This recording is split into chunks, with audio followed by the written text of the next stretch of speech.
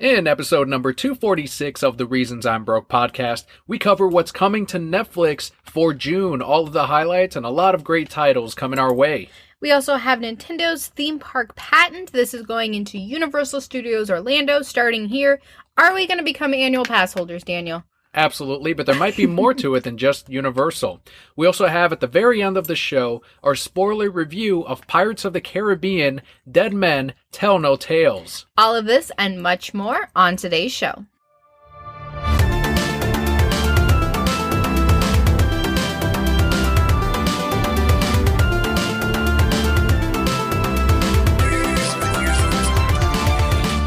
Hello and welcome to the Reasons I'm Broke podcast, bringing you the reasons we're broke every single week, ranging from comics, movies, TV, video games, and more. I'm Daniel. And I'm Kelly.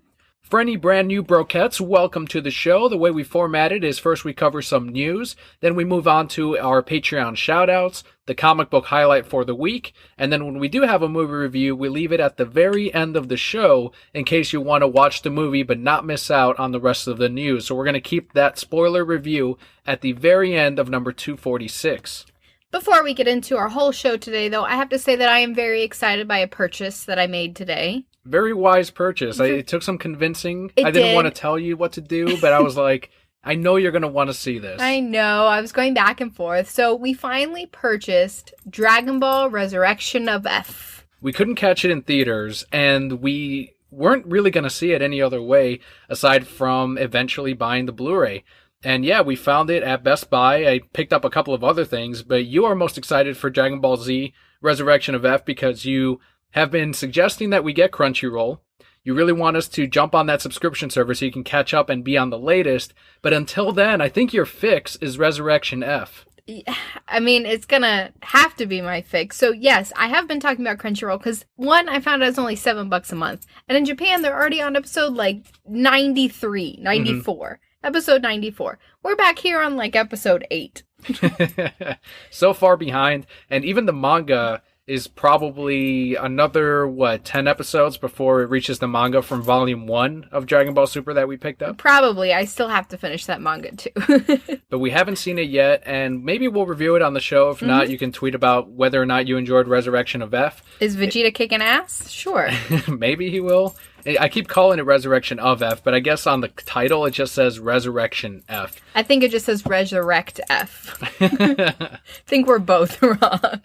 On that same trip, we also picked up, I finally got the Rush Hour, I wanted 1 and 2, I didn't like 3, but there was a triple edition for $15 at Best Buy, and it came with a Mondo special edition cover on it, with special artwork that looked amazing, and it comes with all 3 movies on Blu-ray. So I just wanted the first 2, and that's a great price for all 3. So I'm really happy with that purchase. And then for my mom, I know she's a huge Speed Racer fan. That's the reason I watched the older cartoons and the live-action movie when that released. Both very good, but they re-released all of the episodes. I think it's like 54 episodes on Blu-ray. That's on amazing. Beautiful high-definition Blu-ray, all in one pack. And I was like, fuck yes, my mom's going to love this, and I bought it for her, so that's a nice surprise when she comes home today. And eventually I'm going to have to get my own copy because, hell yeah, I love myself some fucking Speed Racer. I love Speed Racer. It wasn't a bad price either. No, $20. Yeah. $20 on that one. Completely worth it. So all very good purchases. It will eat up a lot of our time. Whatever House of Cards is not eating up of your time. Oh my God, House of Cards. 2 episodes down. I'm going to watch another one tonight. Of course you are. In the last 24 hours, I've knocked out 2 episodes, and you've seen all of the second one with me, too. I did. I was so far behind from the last season, because remember we were watching it together, but that show is just so emotionally heavy for me. And it's a great show. If you guys haven't watched House of Cards and you have Netflix, you have to. You do. Binge all the seasons. Anything Netflix original is great, at least from what we've seen. Most of it. They have so much content now that inevitably something is going to suck, and more than one thing is going to suck. Right. You're telling me about The Keepers. Yes. Is another thing that we should be watching. Yes. So that's a true crime documentary, much like Making a Murderer, and a lot of reviews are saying it's better than Making a Murderer. If it is, then I'm going to be hooked on The Keepers because I loved Making a Murderer. we devoured that whole, 13 episode thing or whatever it was. 10 one-hour episodes, so 10 hours of our life was gone. The Keepers is next after House of Cards, but we've got Resurrection F that's going to be at the top of our list. And you haven't seen Rush Hour, have you? 1 or 2? No, you've shown me clips from both, but I haven't ever seen either of them. You are in for a treat. They're both very good movies. We'll ignore 3. It happened many years after 2, and it was... The second one made Chris Tucker the highest paid Hollywood actor. And from there, he retired. Like, he stopped doing shit after that until Rush Hour 3. That's how much money he made. Wow, good for him. In between there, he got a DUI and said he was speeding because he was going to church at 10 at night or something. But it's like, who cares? He's fucking rich. He gave us Rush Hour. Let him go, copper. He's above the law. Just let him free. Let him do what he wants. He made me laugh for many years. And that means he's above the law. Okay. So with that, let's go ahead and jump into our segment. Not weekly segment, sometimes we do it, but it is our hashtag games. Mm-hmm.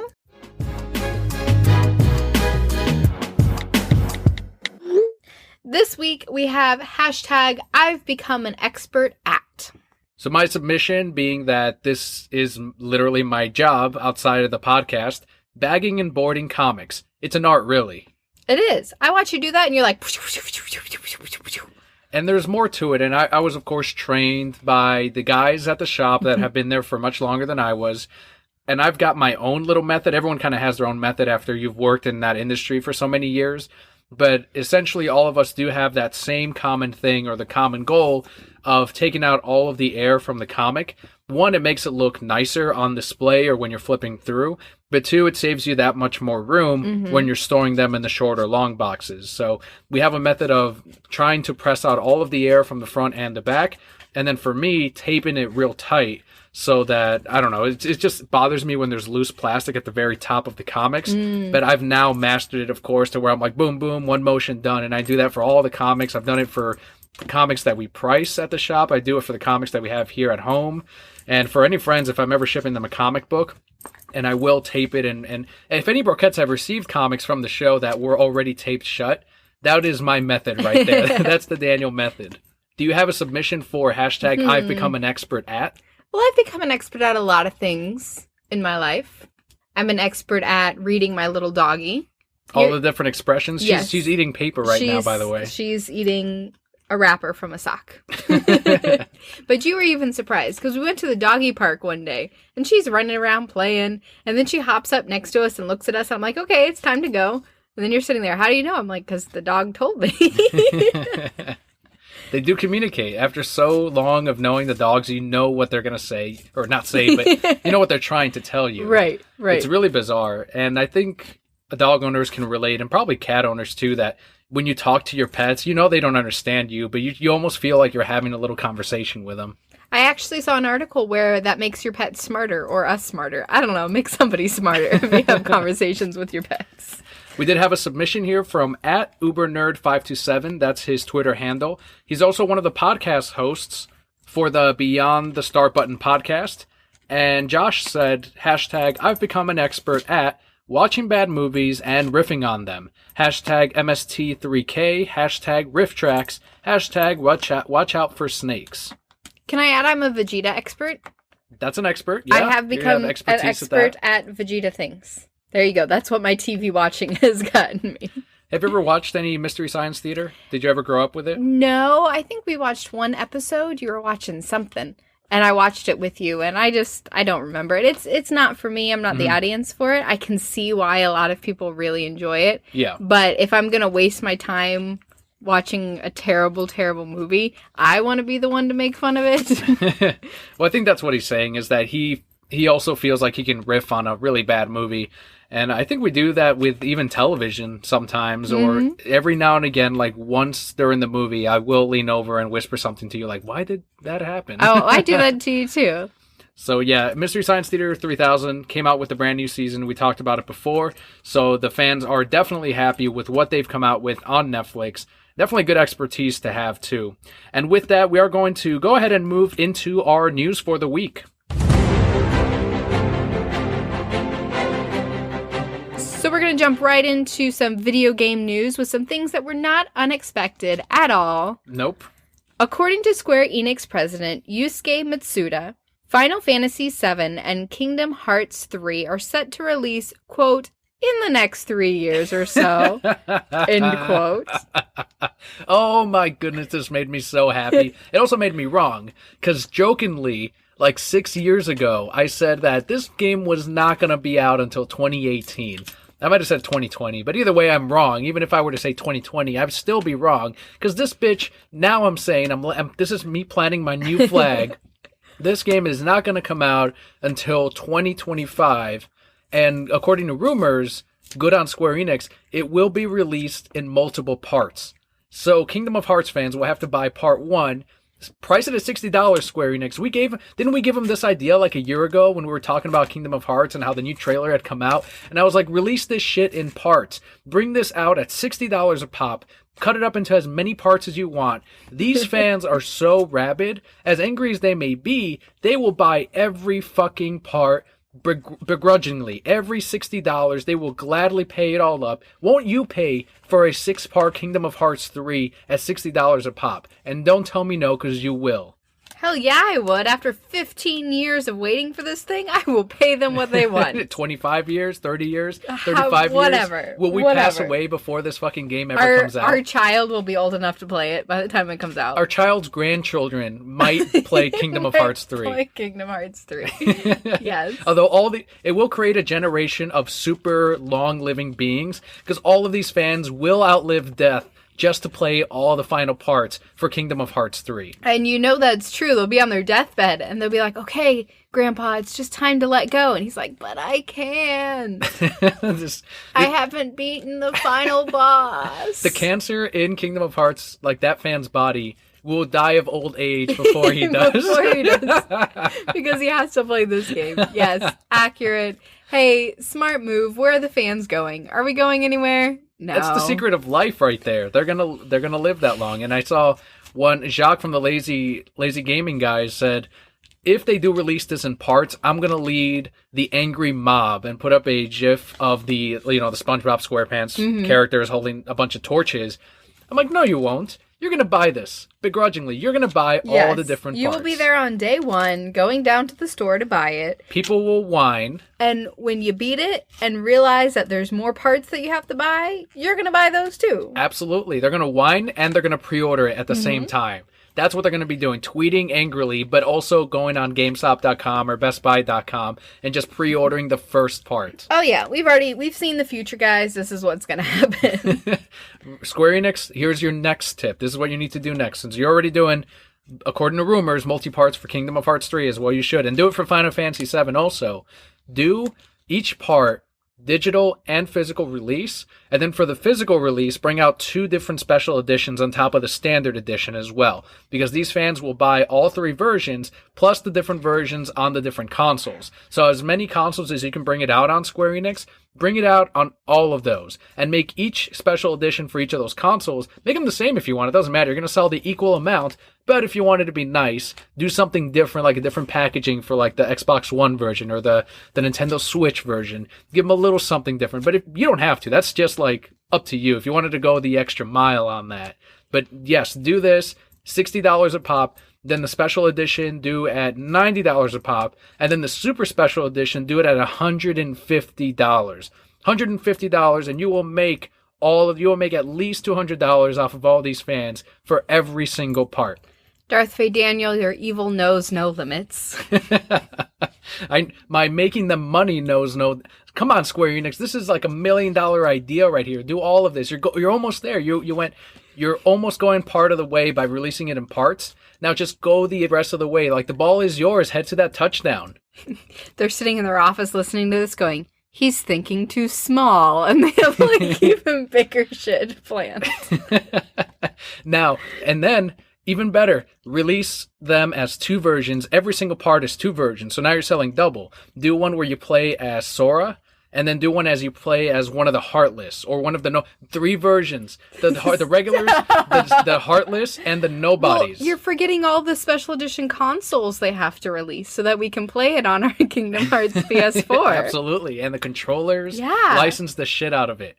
Absolutely. So 3 versions per part. You're good. And then each version also has a special edition. Okay, but you do realize that we're waiting 3 or so more years for one game. So how much longer are we going to have to wait for 2 more games? Doesn't matter. They're going to wait, and they're going to pay once those things release. And that's not it for the Kingdom of Hearts news. The Orchestra World Tour is finally going to make its way to the U.S. in June, so this month. Unfortunately, they will only be in Los Angeles and New York. Los Angeles, they'll be there June 10th, 11th, and 14th. And New York, June 23rd and 24th. Now, I know that they tend to expand these tours based on the ticket attendance for, like, the initial tours. I know they didn't do it. They did it for Pokemon, and they did it for Legend of Zelda. I don't know if you remember, they said, and here's some more tour dates added thanks to the popularity. Does Kingdom of Hearts stand on the same platform as Legend of Zelda or Pokemon? Yes. Or are those two more popular than KOH? See, that's a tough one because there's 2 very different kinds of fans. I feel like a lot of kids really like Pokemon and might have told their parents, hey, let's go see this, even though they didn't really understand it. Sure. But we are once again underestimating the power of these Kingdom Hearts fans and their enormously long lives. I do think that this orchestra is going to be smaller than Zelda or Pokemon because of the age range. There are kids and people our age going to Pokemon. And with the new Legend of Zelda game, that's another thing, that it's a longer living franchise and it has a very rabid fan base as well. So, But how far do you think these Kingdom Hearts fans are going to travel to go see this? well, we're going to find out. I think when all these parts sell out, hopefully they open it up for Chicago and Florida, Orlando, and everywhere else. Bring it out to the U.S. and people, I think, will come out to see this. If it makes it to Orlando, we're there. Done. Kingdom Hearts has some of the prettiest music that I have ever heard from a video game. And this is going to be very much like the Pokemon and Zelda ones, where they're going to show the music and it's going to be synced with the HD videos. So can you imagine, like, Simple and Clean heard by an orchestra, or the dun da dun da dun da dun da dun da dun, and the Hello Bastion music? Oh, I get goosebumps every time because I'm always like, oh, no, this is the tough part. We're almost done. Yeah, this is going to be an amazing show for anyone that is able to attend. And attendees will actually be able to purchase a CD of the orchestra performance if you attend the show. So that's another bonus. And I'm sure there'll be merchandise just like there was in the Zelda and the Pokemon one. So hopefully these shows do great and they expand to the rest of the U.S. I want to see all the cosplayers at these things too. Oh, there's going to be some good ones. So many. Some really good ones. It's going to be great. Back before I got pregnant and fat, I wanted to do a Kyrie cosplay. In her little pink dress. I could have pulled it off. I couldn't play any one of those. Nope. Unless you put me in like a Pete costume. I don't think I can be any of the characters. You could be a Heartless. We could spray paint you all black. Well, yeah, I can do a Heartless. You're right. I'm short enough to. So we were talking about Nintendo. Mm-hmm. Thanks to a theme park trademark patent filed by Nintendo, we now know that Super Nintendo World will be the name of either the Nintendo portion of Universal Studios here in Orlando or a completely standalone Nintendo theme park. It could also be both. So cool. That's an awesome name. Straight and to the point. Now, the important thing is, do you think this is just for the Universal Orlando portion, or do you think they might have bigger plans in the future of, why don't we also make our own theme park? Why don't we expand to the U.S. and build an entire Nintendo world in California or in New York, or maybe right next to Universal in Florida? This one's tricky for me. I think they're going to start with Nintendo in Universal Orlando. Let's start with that. Let's see how that goes. And then if there's enough business over a prolonged period of time, yes, then expand it out. I think what we've seen with Universal, though, is they have an amazing capacity to expand these kind of worlds and keep them relevant without having to take the capital to build a whole nother theme park. For example, Harry Potter World. Mm-hmm. How big was that when it opened? Fucking massive. How big is it still? Still fucking massive. Scotty Young was just tweeting that he was there. Exactly. It's still, every time we've gone, there's been a ton of people there. They always enjoy it. They really immerse you into that world. And they've worked in a way that now you buy 2 fucking park tickets just so that you can go and enjoy all of this land. And there's no reason that they can't do that for Nintendo World, Nintendo Land, and make it amazing and make it that attraction that people are going for and spending their money at without having to take all the money to build a new theme park and hope that it's as successful. When they first did the partnership with Universal, we had shared what we wanted to see out of like this section. And I think what we're going to see is going to be like a smaller portion where it is Super Mario Brothers and maybe some references to the other games. But if they expand to a whole theme park, you can then do the different themed lands. So you can do a Kirby land, you can do a Star Fox portion, or you can do a Mario, a Zelda. If you wanted to split into 2 parks, do the Legend of Zelda Hyrule Castle in one park, do the Princess Peach Castle in the other park, and sell your double tickets there. You're thinking way too big. I don't think that we'll see this become a whole park by itself. I really don't. I think does it have the potential to be its own park? It has the potential, but as someone who knows theme parks a little well, I think I know theme parks. It's too much money, too much risk on a what if. So Legoland is really cool. Legoland has a really cool premise. Do you think it's pulling in the attraction daily that it expects to? I don't know. I don't know what they expect. I've never gone to Legoland, and maybe that says something right there. But I don't think I'm the demographic either for Legoland. Okay, another example. We have SeaWorld in our backyard. How many times have you been? 0 times. 0 times. We have Busch Gardens in our backyard. How many times have you been? Never been. Both are very established parks, but they offer, every year, they offer a pay for a day, come back anytime for the rest of the year for free. Pay for a day at SeaWorld, come back to Busch Gardens for free. They did that with the water parks as well. The rest of the year, you get it for free if you just go once. Yeah, I can definitely see that. I think if they were to, I don't know, I still think maybe it's because Nintendo's bigger than all of those. It's bigger than Lego or SeaWorld or Busch Gardens combined, that all their franchise, not even mentioning Pokemon yet, and how they can put another portion of that in there. I think if anyone can do it, it is them. If Six Flags can pull off, with the franchises of Looney Tunes in the DC universe, I think Nintendo has plenty in their back pocket to justify a park. I think they do, but I think it would be a lot bigger of an undertaking than they're willing to take on right now. In Japan, yes, I think that it would do very well. If they created an entire Nintendo land, Nintendo theme park, that would be great because there's a much bigger market over there. But here, especially if they were to build one, and I don't think Florida would be the place to build one, because again, you come to Florida and do you want to go to Universal? Do you want to go to Disney? Do you want to go to Nintendo World? There's too much here. So if we see it, it would definitely be in a place like California, and who knows, there may be too much there too. We've never had the opportunity to go, maybe some year.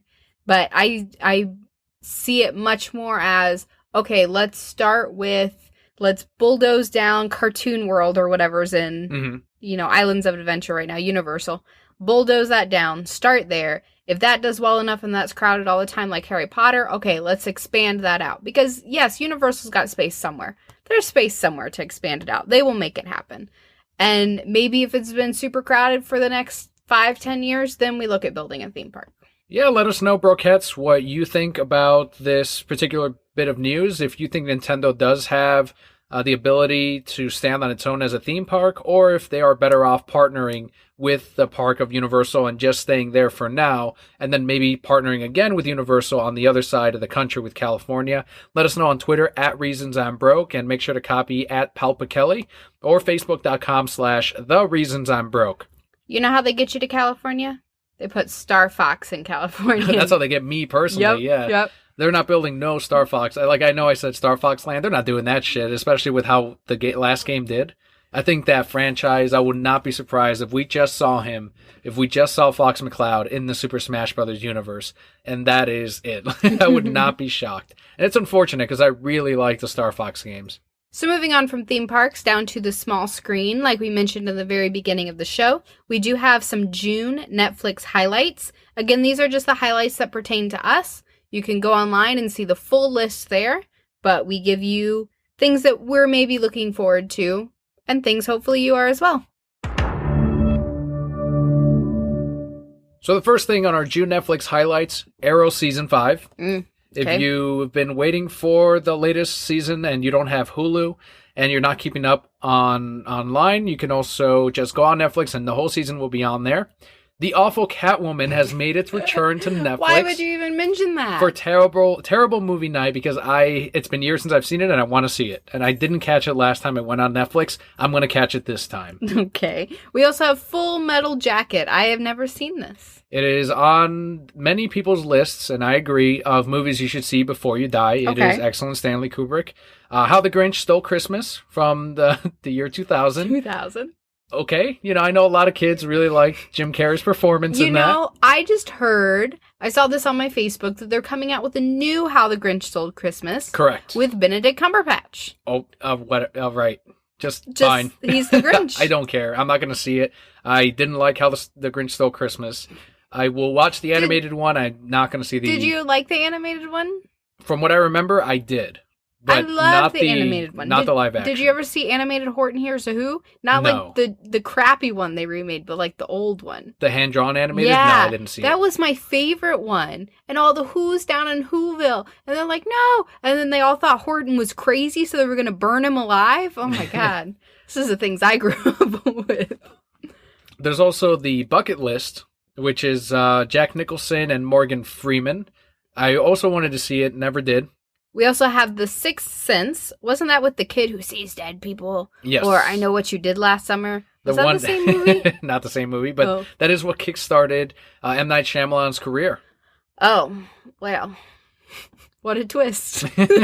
Split was good, Kelly. You need to see Split. All right. Also, Young Frankenstein. Is that the one where he says Frankenstein or Frankenstein? Frankenstein, yes. Okay, apparently I have to watch that. You do. My dad and brother love this movie. They just roll laughing, and they're like, this is the best thing ever, with Gene Wilder, right? Sure. Also, my least favorite of the Marvel shows, Agents of S.H.I.E.L.D. Season 4 will be hitting Netflix. And I was going to say it got another season, so good for those fans. And finally, we have Orange is the New Black Season 5. Another who cares? Now, listen. So we really enjoyed Orange is the New Black for the first, 2 seasons? Yep. And then... 3 seasons later, another season. Who cares? Yes. People still watch it, though, apparently. And, what is... okay, go ahead. And Orange is the New Black is really what kickstarted Netflix originals. Was it, or was it House of Cards, or a combination of both? They both came out around the same time, but I remember hearing about Orange is the New Black long before I heard about House of Cards. I think the reason we fell out of it is because it started doing a whole season of, here's all these secondary characters and all of their stories, and we're like, this isn't progressing at all. And they took the main character, Piper, and they did something with her character that we just didn't like. She wasn't progressing. That's part of it, too. She just sat there and whined. Like, the whole thing in the beginning was she has this fiancé who she's in love with, but then she's got this girlfriend in jail, and, like, what's going to happen? And that was... really exciting, and you're rooting for her. And then by the time you got to the 3rd season, she just gave up, and she's like, well, I'm just going to like chicks now. And who cares about my... And, she lost her relatability. Yes, almost. Because absolutely. she just stopped caring. She was no longer us in the prison with her. It was just like she evolved into this separate, unrelatable character to the audience, and I think that was the fault of it. But, if it's still bringing in ratings, then yeah, keep doing the seasons, and if it still has an audience, why not Netflix? But that is it for our Netflix highlights for June. Again, for the full list, just go on Google, June Netflix 2017. So keeping up with some television news, through a report from Deadline, TWC/Dimension will be adapting Frank Miller's Sin City graphic novel for television. Glenn Morazza from The Walking Dead will be writing the show. No word yet on network or release date, although talks are happening now. Sin City is going to be a property that can forever be adapted until the end of time. If you wanted to make more movies and reboot it, you could do it, 10 years from now. In this case, a television show. Now they have years upon years of material that they can tap into. The 2 movies for Sin City only was like a small portion of what the entire Sin City universe could bring and what stories you can tell from it. And yeah, there are several novels And each novel you can do a whole season on, or you can, try to expand one novel into several seasons. So Sin City is the perfect property for television. I think they hit the nail on the head, too, with getting that particular writer who writes for Walking Dead, which is adapted from a comic, and he has obviously taken it and expanded on it and changed some things, but apparently it was for the best because that show's still huge. It is, and what ended up happening, and there is a team of writers, of course, behind this, but there's always seems to be someone that spearheads the whole idea. For The Walking Dead, from what I understand, either the first issue or the first trade, I want to say the first issue, after that it completely diverts in different directions. The original writer who works on the show now has said that the comic book is the main Walking Dead universe and that the TV show is an alternate what-if universe to The Walking Dead. So it's genius because you can enjoy both properties and, one, not be spoiled on what's going to happen on the show by reading the comic, but two, see a different fate for your characters, your favorite characters that may not be alive anymore in the television side. That's so smart. So they might do something similar here, but like you said, definitely something they can expand on. I think we went and saw the second Sin City. We went and saw that in theaters. I never saw the first one, but I enjoyed the second one. Christopher Lloyd as I think he was a drug dealer or something. Was he? I don't remember. It was amazing. It was so many years ago. It was good. It was very cartoony, just like the first Sin City, and I'm going to be in for the television show. I can't wait. A show that we've fallen out of touch with, and we really should get back into it. Yeah. Yeah. I guess we can. Is Gotham. And recently, in an interview at the Heroes and Villains Fan Fest, Gotham actor David Mazouz, who plays Little Bruce, revealed that Harley Quinn would make an appearance on this season's finale. Which will be airing on Monday, which is a day after this episode releases publicly. Jerome has since returned with a sewn-on face, and executive producer John Stevens previously did tease Harley Quinn's debut. So now we know that it will be in the final episode of this season of Gotham. So Jerome turned out to be the Joker. Well, they haven't named him the Joker yet, but it's the fucking Joker. He's the Joker. We called it from forever ago. And there's no word yet on casting on who is playing Harley Quinn. People are still thinking, they have two theories. One, that Jerome will be caught and he'll be taken into a psychiatrist's office, and then that's where we will see Harley Quinn. Others still think that Barbara will become Harley Quinn in the future, and this will be another twist to the lore of the Batman universe, which from the beginning has been different than the comics, and that's something that we accepted very early on, that it's like, okay, these are all very different takes on the characters. This is a completely different universe. You think they'll let me play Harley Quinn? Not at this point. This episode comes out soon. No. We'll change it. It's fine. I'm the Emperor Kelli. I do what I want. What do you think about them featuring Harley Quinn in this? I mean, a popular character like that, it was only a matter of time before we saw her in Gotham. We knew that she was going to show up, and there are things that I like about Gotham, what they've done with the characters. I don't think anybody is going to see this version of Harley Quinn and go, that's not my version, I don't like this anymore, because none of the characters are your version of anybody. Yeah. So I think that now is a good time if they're going to, because they're far enough into the series that everyone is detached from these characters, in the emotional connection that they had to the previous ones, if that makes sense. Because again, you understand now that these aren't your characters. You have a gay penguin. You have, badass Alfred, who's pretty cool. Earth One Alfred, yes. Right. Sleeping with Leslie Tompkins, who's also with James Gordon. So yeah, I think now if they're going to, it's a good time. And I'm glad that they waited this long as opposed to in the beginning, because then of course we would have all been saying, well, that's not my Harley. So moving on over to the big screen, in an interview with CBS This Morning, Wonder Woman director Patty Jenkins addressed the criticism of Wonder Woman's outfit being, quote, too sexy for a feminist icon. We have a quote here, quote, I think it's sexist to say you can't have both. I have to ask myself what I would apply to any other superhero. This is fantasy, and it's not for anyone other than the person having the fantasy. I, as a little girl, took a huge amount of delight in the idea that for my power and my ability to stop that bully on that playground, I could also look like Linda Carter while I was doing it, end quote. And that is again from director Patty Jenkins. We also have another one from star Gal Gadot, who of course plays Diana Prince herself, and she addressed this a little while back by saying, quote, I think as a feminist, you should be able to wear whatever you'd like. In any case, there is such a misunderstanding of the concept. Feminism is about equality in choice and freedom. And the writers, Patty and myself, all figured out that the best way to show that is to show Diana as having no awareness of social roles. She has no gender boundaries. To her, everyone is equal, end quote. This is not a topic that you should get me started on because my woman power will come out. And I almost got rid of this from the news story because at this point, it's almost not even a topic because people are more or less talking about the success that is Wonder Woman now. And at the time we record this, we haven't yet seen Wonder Woman and it hasn't come out yet. It'll be tomorrow, actually. And for this movie, if it does end up doing well, and hopefully it does, a lot of women are counting on it because it will be a standard for someone can take this success and say, you can do a female-led superhero movie and make millions and millions of dollars. It would not be a loss. There is an audience for it, obviously 51% of the population, and then men as well will go see it. So that's where the importance of this movie comes in. And at this point, and we've talked about reviews before, but Rotten Tomatoes, it is a positive rating. So that's going to be the determining factor for a lot of people of, yeah, maybe I will go see Wonder Woman because the ratings are good.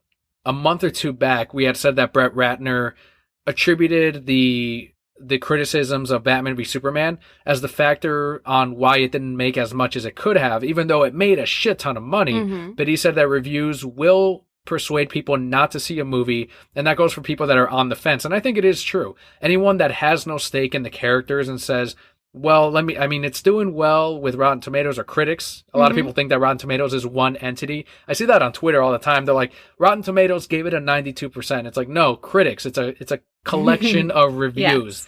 Yes. This is what this is. It's not one thing that's trying to do this, but yes, a collection of reviewers all viewed it favorably. Doesn't mean that people are going to like it. It doesn't mean that you're going to like it, but they're like, okay, chances are I may like it. Or because this did well, it compares to another movie that also got a fresh score on Rotten Tomatoes, so maybe I will go see it. But how important is the success of Wonder Woman to someone like you who is a woman? Someone like me, I think it's very important. Especially right now, there's a strong fight for feminism for women, particularly in this country, for our rights and the things that we deserve. And this shines a lot of light on those issues. So we've talked, right now you have, she wears too little, so she can't be a feminist icon. Oh, there's a woman-only screening, and that's not fair. This movie is bringing up a lot of those things. And this movie will be great for, and we've talked about it before with the DC superhero girls, but for little girls to see. Yes. To see, yeah, you can be a badass, you can go and kick ass, you can be just as strong or stronger than any man that you're standing next to, especially because you're a woman. I think that's the part I agree with the most, or I stand with the most, and the most effective portion of the future and what's going to affect future generations is when I was growing up, you saw, and it didn't matter to me because I'm just watching it and I'm a little boy or I'm a grown man now, but seeing movies in which damsel in distress or the woman tripping and then the guy saving her, that puts an image of women are inherently already weaker than all the other characters in this because they're constantly falling or they're constantly in distress, which will psychologically change that for people watching as well, because it is setting a standard, it is setting an expectation. But when you change that in the future, when you see more movies like this, or even Jurassic World, where Chris Pine, beautiful moment, holds out his hand to help Bryce Dallas Howard run, and she just runs right past him. It's such a funny moment, but it's so important. Like little things like that are getting not just little girls or women more used to the idea of, yes, we can do it as well on our own, but also guys, so that you are also used to like, yeah, it's another woman, it's another human being, it's another person.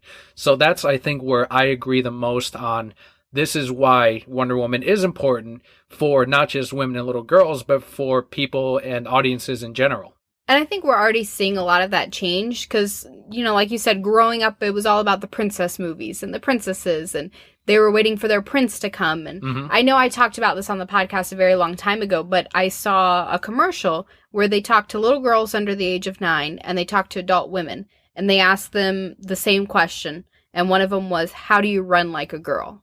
Do you remember me talking about this? It was a long time ago. It's a good story. It's great. And, you know, you see the older women and they're running real funny and, oh no, I'm going to trip. Hands flailing. And, yeah, exactly. And then you see the little girls and they're just running as fast as they can. And to them, yes, that's how you run like a girl. You're a girl, you're strong. You can do just as much as men can. And I think that's a very powerful message that more women should be on board with. I see it all the time in the workplace where I work. It's a professional setting, and a lot of times women have a harder time working up in that because, oh, the men are seen as stronger or more business savvy or... Right, or knowing more. Correct. And this is, I mean, maybe me being a little arrogant, but there's a lot of men on my team that I can run circles around because I take pride in the work that I do and I understand the business that I'm in. And I can say, you know, I have no problem going up to a man and saying, no, you're wrong. This is the way it is and this is what we're going to do. I'm right with you. Right with you, exactly right. Equal completely. I can run circles around women that I've worked with in the past, and I can tell them, no, you are wrong. No, I know what you're saying. Daniel, it's the same thing, though. It is the same thing. I'm talking about my accomplishments at work and how well I've done for myself. Thank you. But yeah, it's all joking aside. We'll see by the next episode how well Wonder Woman did, what we ended up, how we reviewed it, what we thought of it, and hopefully it will. And even if you're a Marvel fan, you're going to have Captain Marvel coming up soon. If Wonder Woman does really well, that means possibly a higher budget for Captain Marvel, or maybe another or another green light for another female-led superhero movie. So very important. We'll see what happens with the opening and the release. And our son will hear all about how women are strong and successful, and they don't need no man. I'm okay with it. That's fine. I'm like, yeah, it's true. That doesn't affect you. I know how to check my oil and change my headlight. And my car battery. I can do all those things.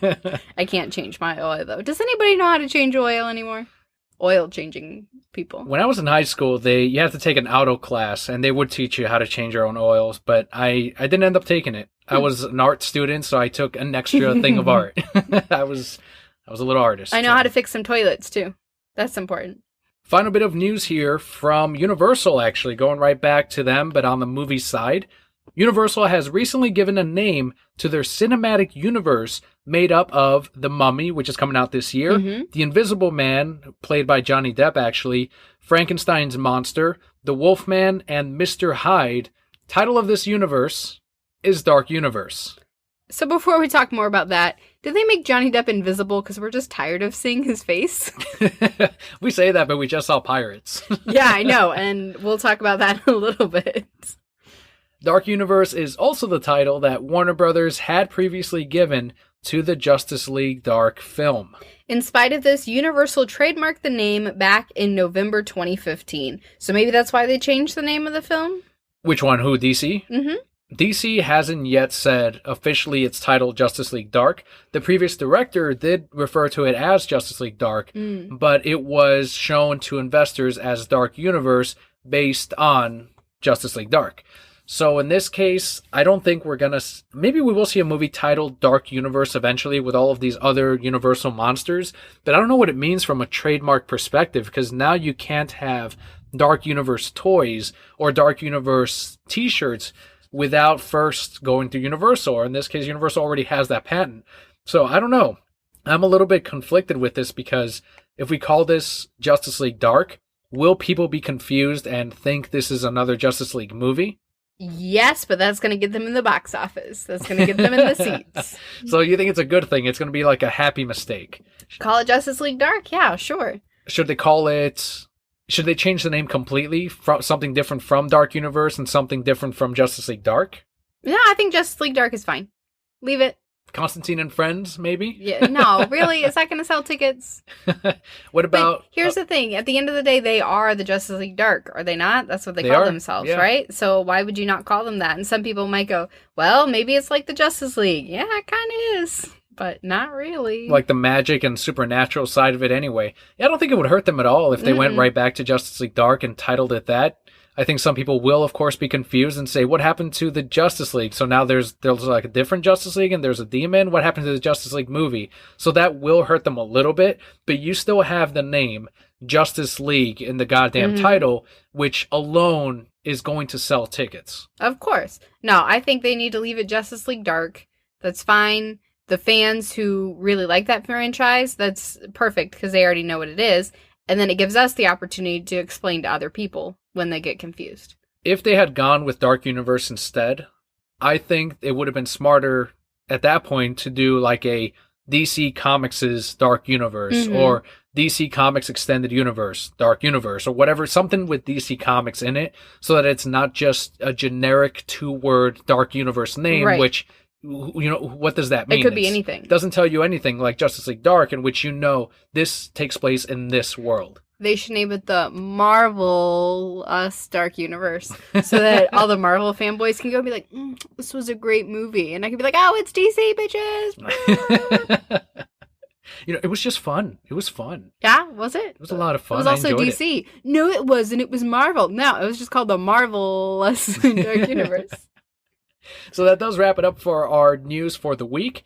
We're going to jump into our Patreon shoutouts, our Megacon coverage, which we are now, first time you hear about this, but we did talk about it last week, how we are going to cover how much fun the convention was, our comic book highlight, and finally our review. So this week, our Patreon shoutouts go out to 3 very important listeners. We have Alexander, whose Twitter handle is @SwordfishShow, and Lourdes and Katie. Make sure to check out Alex's YouTube channel. You head on over to purpleswordfish.com. Takes you straight onto his YouTube channel where he's recently done part 19 of his ukulele playthrough, very successful Kickstarter, and also recently previewed Dragon Bros, which is a Contra-style game for the Xbox One. And then Katie was also at Megacon, walking around, had tons of fun as well, but she did get a commission of herself as Darth Revan from Star Wars, who is somebody important. You have also given out the information that I know. Then we have reported this news. I know he is a popular character, and I know customers do come in and ask for, and I called it Darth Revan, but I'm sure that's incorrect, Darth Revan statues or books, which I'm like, it looks like Vader without a helmet. That's all I know about him. And he was in a game trailer. But he now has Katie's face. Yeah, that's true. Perfect. Or she killed Darth Revan and took his costume. She's the new Darth Revan. That's not even stronger. Even stronger Jedi. So huge thanks to Alex, Lourdes, and Katie for your Patreon backing. If you also want to get your shout out every single month, head on over to patreon.com/thereasonsimbroke.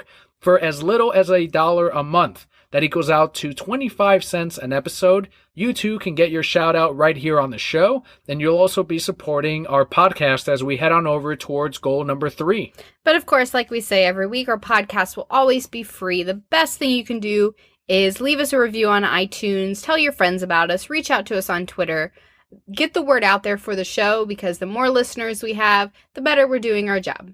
And a big thanks as well to decalavenue.com for the help at the $5 Patreon tier. I did joke earlier today, and I think we need to do it, that Patreon backers get the first photos of our children. Child. We're not doing no two. No. Get the first photos of our child, like we're some celebrities or something. His name is Apple. His name is Pear. His name is Aguacate. Aguacate, yes. Awacate. It's got to be purposely misspelled. Aguacate. Yes. Oh, they're so creative and it's so foreign. He is 1/1,000,000th Cherokee. Aguacate. No, Leo. It is Leo. Something Leo. Italian. Something he can spell. So Megacon 2017. When I went to C2E2, I said, will Megacon live up to what is now my favorite convention of all time, C2E2? We ended up going on Thursday and Friday. Megacon is the largest Central Florida convention. I want to say maybe Tampa Bay Comic-Con might be about its size at this point. There's one in Miami that's bigger. Yes. Okay, so it is bigger than Megacon. I'm pretty sure the one in Miami is bigger. That one we've never gone to because it is further away. The ideal way to go to that convention, because it does connect to the airport, is to fly in, stay at that hotel, and right all in the same thing, attend the convention, and within a couple feet, fly back out. Miami's a little shady, though. Well, that's why you stay at the airport and the convention. That is it. I mean, we could do that. Flights really aren't that expensive down in Miami. 30-minute flight. Yeah, we'll think about it. But otherwise, what'd you think of our Thursday and Friday attendance for Megacon this year? I enjoyed it. But I feel like, and this is nothing against the convention, I feel like I enjoy conventions a little less every year. And I think, here's why. I think it's because I get older and I understand the importance of my money. And I don't go around just buying whatever I think is cool. I could almost see that, but I will disagree in saying that I actually think this year's convention didn't have as much to offer as last year's, so that could also be another reason why you might have enjoyed this one a little bit less than last year's. I noticed that the main merchants there were a lot of Funko Pops, a lot of the fidget spinners, and then, the couple of t-shirt places, and I don't know, it just didn't really catch my interest too much on the merchant side. There were a lot of things that were fads for right now. Very gimmicky, and, yes. Yes, and that may have, again, always been the way that it was, but when I was in high school, I was into the fads. I don't know, I feel like there were bigger merchants than the previous years. Like, there was huge toy merchants, and there was huge not just the one t-shirt, like, cube, but there were, like, 3 or 4 last year, if I remember correctly. Oh, there were at least 2, yeah. Right, and then this year it Superhero seems like... stuff was there last year. They weren't there this year. We Love Fine was not there this year. Mm-hmm. And I loved We Love Fine. I've purchased from them before. But aside from that, where I spent most of my money was at Artist Alley. Now, one thing that I will say about Megacon compared to C2E2 is Megacon supports their local artists more, whereas C2E2 flies in a bunch of professional artists to this convention and they put them up in the hotel. Now, that could be a budget thing where C2E2 can't afford to get these big names and fly them in and pay for their hotel, whereas Megacon says, artists in the area, you pay us to end up here at this place. So there's a trade-off. There's a good and a bad. The good is, yes, you're supporting your local artists. The bad is you're not getting the quality of the Artist Alley that you get at C2E2. And I know it's art and it's all subjective, but the amount of talent at C2E2 was leaps and bounds ahead of what we saw at Megacon. I saw at least 3 artists, and, if you disagree, this is where you're going to see what I'm talking about. At least 3 artists at this convention that were selling prints that were original pieces from a different artist or a game or something, and then throwing like a Photoshop filter over it and printing it out and selling it as prints. I saw 3 different artists with that type of content, as opposed to C2E2 where it's all fucking every single table is someone working on a book that you're probably already buying. Yeah, we definitely saw that. There was a lot of the little beads that they make the little figures out of, and they iron them together. There was a lot of, here I dressed up as this character, buy my print of me dressed as this character. There was some really mediocre stuff around there too. So, yes, I definitely see what you're seeing. I didn't see a lot of people purchasing from these booths either, from these artists. And granted, we were only there the first 2 days and it wasn't that busy. But I feel like maybe it's not as profitable for them as it has been in the past.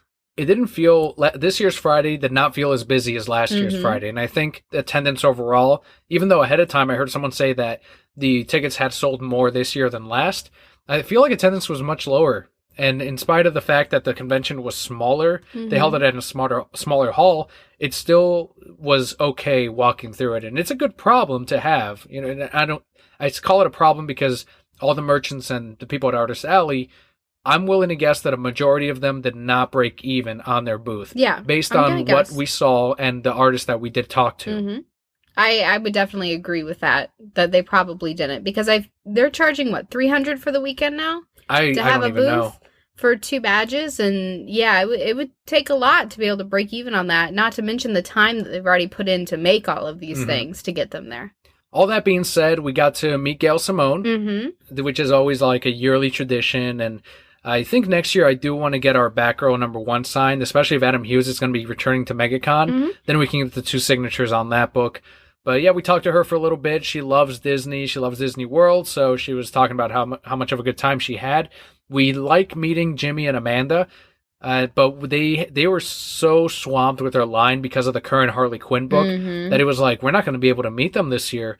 And unfortunately, we didn't. But, I'm just happy for them that they have this popularity that is just forever growing. And they're going to have this line almost rivaling that of like Scott Snyder and Greg Capullo. Like, this is really good for them and a really good time for both Palmiotti and Connor. But we did get a couple of commissions. We hit up Mitch Gerads, Elias Chatsaudis, and Brett Weldell, who Mitch did a Catwoman piece that everyone seems to like that the best out of the three that I showed them. It's beautiful. They're like, this one is my favorite. And it's a Catwoman bust, but he did like a coloring on it that makes it look like the city is behind there, like a couple of buildings, and it's absolutely gorgeous. If you don't know what Mitch Gerads is working on, he is actually doing the Batman ongoing. He did that Rooftops arc that is one of your favorites. Batman and Catwoman in Love, written by Tom King. Absolutely. And he did all the artwork for that. And I'm very happy to have gotten the Catwoman artwork for it. And we're going to share it on Facebook, on Twitter, and on Tumblr. But that will eventually go up. And I definitely want to get another commission from Mitch. Elias, I commissioned ahead of time after seeing that he was going to be at C2E2. I didn't get a commission then, but I did contact him ahead of time and told him, this is what I want for Megacon. He had it done right when we got there. So he did it like the week or two before, ready for the convention. And it shows because there is a ton of coloring on the Harley Quinn that I commissioned them for. And we went with the classic Harley, the red and black Jester outfit. And then he did it in his style of artwork. So it is beautifully colored. A lot of time I think the most time went into this compared to the other two commissions. And rightfully so, because it's almost a full figure of the character. And it was the priciest of the three. And the final commission we got from Brett Weldell, who I got about 3 years ago a Poison Ivy from. This year I decided to get a Harley Quinn as well, and then I'm going to complete the trio with Catwoman next time, or you can contact him actually through his website, and he will have a 2-week turnaround on the piece, so I might even do it sooner. But yes, he did another Harley Quinn traditional costume, and you can see how his art has evolved in the last 3 years, but even if it was still what it was back then, it's still gorgeous. It's beautiful. He's an Eisner Award-winning artist, and very happy to have talked to him. He talked to us for a little bit, how he met Darwin Cook, had drinks with him, and very, very friendly guy. When's he going to win his Breisner? We shall see, Kelly. I mean, there's a lot of really good contenders every year, and I think the Breisner Award is arguably harder to get than the Eisner Award. So, of course, he's gotten the Eisner, but he hasn't yet gotten the Breisner. We did also get the opportunity to go and see our friends from Blue Juice Comics. Yes. Got to spend some time with them. Always a delight to see them every time they come down. Yeah, great seeing Tom and the rest of the crew. They had their Ether and Empire right straight and center. They were really pushing the steampunk sci-fi horror comic, which is available as well through bluejuicecomics.com. You can order it through your local comic book shop. And yeah, it was awesome seeing them and their booth. Our friend Bobby said that every time he went over to try to talk to them, they were busy, which is a great sign because, awesome. They had their books. It's all independent work. And if you want to support independent publishers, definitely head on over to Blue Juice Comics' booth. We also met Michael Cho for the first time. I really wanted a commission. He was on my list for the artists because I go there with a plan. I have 8 artists and I have, a couple of comic books. And I'm like, okay, I have a couple of sketch covers. I can only get so many. Who am I going to go with? And once I see their pricing and what their list is, Michael Cho I went to, and unfortunately he was all booked up. Even though we went right at open, the VIP passes booked him up completely for the week. But he was like, yeah, I mean, if there's like a little boy or a little kid with you, or whenever I see them, I will draw them a quick Batman. But otherwise, I feel really bad for people like you who come in a little bit later and they can't get a commission. But that's when you came in and saved the day. Throwing my stomach out there, rubbing it, saying, I got a little kid right here. So he drew us a Batman, which... Correction, he drew Leo a Batman. Yes. So someday we'll have to take a picture of Leo and this little Batman and send to him. So huge thanks to Michael Cho, and because of that, I wanted him to do a Hal Jordan Green Lantern commission, but since he couldn't do it, I bought the Green Lantern print, and we're gonna we already framed it, and we put Leo's little drawing there, and maybe eventually he'll want to put it up in his room because that is his. His Batman sketch. So who knows? Maybe you won't like Batman and you won't want it, but then... No, stop. Blasphemy. But then it will go in my room. Okay, all right. Then it'll go in your room. But it was awesome. Really nice of Michael Cho, and hopefully one day we can get a commission from him. I do want to talk about two different things that the convention did this year. One thing that I think they did much better than they have in previous years, and one thing that they didn't. Okay. And so we'll start out with the bad first. The way that the hall was centered on either side, on completely opposite ends, you could go up escalators and there were more things up there. Right. They did not advertise this at all. Correct. Yes. It's not clear at all that there are panels and gaming rooms and a Lego area and the art gallery for the Love is Love auction. There was a theater where we could have watched Resurrection of F and didn't even know that it was there, because I definitely would have stayed, that first night. Yes. And watched that whole movie, and then I wouldn't have had to purchase it, but that's fine.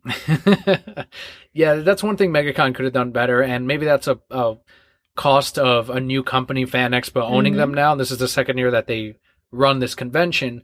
Hopefully by the next 2 or the 3 or 4 years, they will have known, because they moved it to a different hall this year. Okay, this place works better. This is how we can advertise these other areas much better.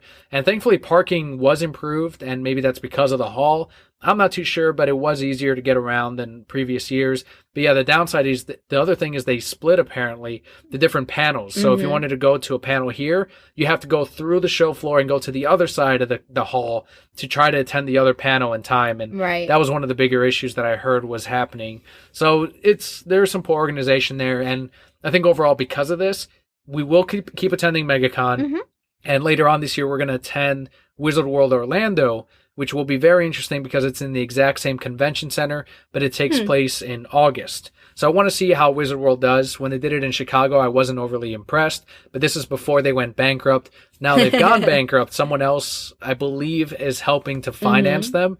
So maybe things have improved since then, and maybe Orlando will be better than Megacon. But overall, C2E2 is the best convention I've ever been to, and I definitely want to take you sometime, maybe next year or the next couple of years.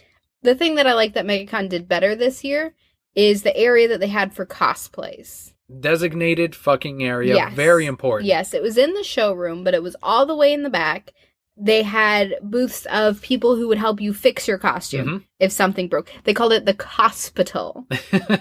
There were even guys walking around with tape and fucking sewing shit. To go around and help you. They also had all these backdrops set up, which I thought was really cool because you could get a big group together. We actually took a picture of a bunch of Batman cosplayers. Yes. But you could get your group together in front of, and it was backgrounds of other planets and forests and, cityscapes. Anything that would go with your costume, and you could stand in front of it and just take a picture. Granted, I know this doesn't make them a lot of money because it doesn't cost anything. Sure. But I thought it was a really nice touch. If you were coming as a cosplayer, there was a whole area for you to do just that and enjoy that part of the convention. And that cuts down on the problem of cosplayers, especially the ones with the bigger costumes, walking around the floor and blocking areas. Or I heard from a lot of merchants, they're like, yes, one of my biggest pet peeve is when a cosplayer stops in front of my booth and to take pictures, which ends up all the traffic goes around them and not towards their booth. Right. So having a designated area keeps some of the cosplayers there so that they know that this is where they can show off their costumes and people can go there if they want to take pictures. I remember specifically telling you on Friday, let's get some pictures of cosplayers. And you're like, oh yeah, right down there in the cosplay alley.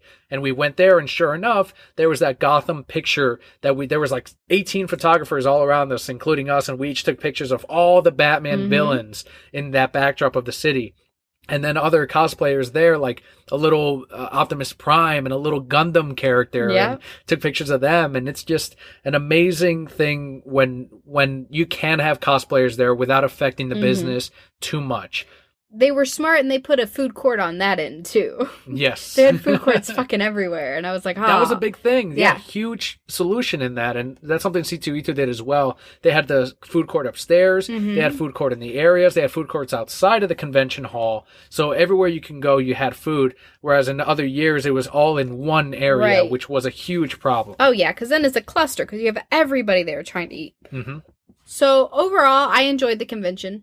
Still something I feel that we're going to go to. Sure, absolutely. Every year. We'll take little Leo next year. Yeah, his first convention already. It was. He had some things to say about it. Every time we stopped walking, he'd be kicking me like, "Keep moving, woman." What is this, Mom? Why are you stopping? And I'm like, "Listen, Leo, we're in line for something." And then he'd just like turn and sit on my bladder, and I'm like, "All right, thanks. Keep walking." Thanks, Leo. So that was our experience at Megacon. Overall, a positive one. Got a lot of great commissions. We didn't meet as many of the creators that we wanted. But, it was still a really good time. We had a lot of friends with the merchants, with Blue Juice Comics. Shout out to Lazy Nerds Designs, who does our t-shirts. Yeah. He had a really good time and very profitable Megacon. He had an amazing Mimic You t-shirt that had, like, Boo from the Mario series peeking out underneath. So that original design is from Lazy Nerds Designs. He had a great booth. And, again, they do the t-shirts for the podcast. So huge shout out to Aaron. Shout out to Blue Juice Comics again, to Bobby, who was at the Cool Stuff booth. Huge thanks to Jim, also at the Cool Stuff booth. Saw Mark. He's one of the regulars at the comic shop, and he got a bunch of signatures, a bunch of CGC books. I got to talk to him for a little while as well. And that's always the best because we exchange tips like, oh, yeah, right now Adam Hughes is at his table and he's doing sketches. Oh, well, if you go over here, like they have no line, make sure to go see them. So it's just a great time when you get to see people that you do know. And, of course, the customers from my local comic shop that recognize me and they're like, hey, man, how's it going? And I was like, good. And that's when I get back into, my customer service mode. And I've learned that over the years of like people are going to recognize you outside of work and you are representing that company even though you're not in costume. So yeah, I get back into retail mode of like, hey, how you doing, man? And especially like older guys, older customers like it when a younger guy calls them man. They feel like cool again. I don't know what it is. It's just you're so funny. It worked at GameStop too. I don't know what it was about it, and it's just a thing that is a truth. it's a truth, and maybe I'll know when I'm 45 because I already can tell when kids or even other grown women call me sir, and that's when I'm like, fuck, I don't want to be known as sir. Like Jesus Christ, I've been being called ma'am for years. And I don't like it. I wouldn't like ma'am either. Well, then I won't call you ma'am. I only like sir from Riggs because I know what he means when he says sir. What? He's trying to pick you up? What? It's a more endearing. It's not just respect. Yes, sir. Is that kind of sir? It's still better than you're old, so here you go, sir. Do I need to chaperone you too? Is that what I'm hearing? So let's go ahead and jump into our comic book highlight for the week.